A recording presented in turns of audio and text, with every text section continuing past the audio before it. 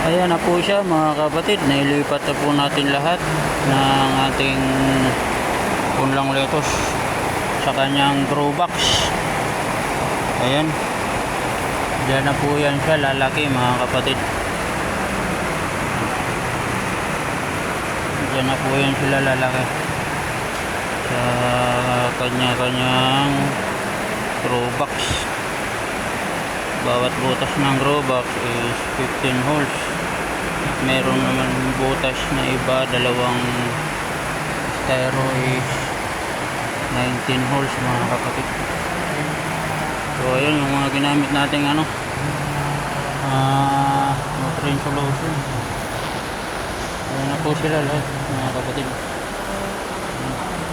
Bali 5 styro yung napunla natin.